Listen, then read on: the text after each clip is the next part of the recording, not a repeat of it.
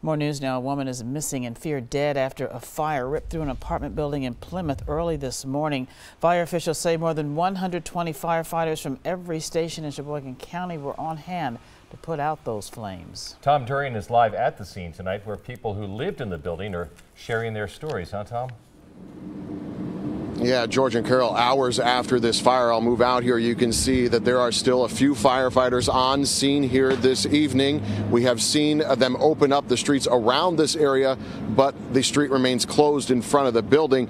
And the people that were inside there are thankful to be out alive.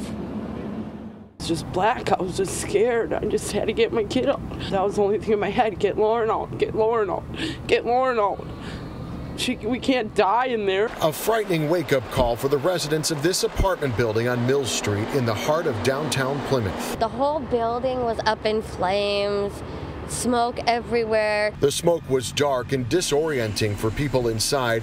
Fire crews say 47-year-old Tammy Aschenbach went back inside the burning building to look for her kids. She came out, was unaware that her children were outside, and went back in to try to locate them, at which point she became missing. Crews later found a body in the building but haven't positively identified it yet.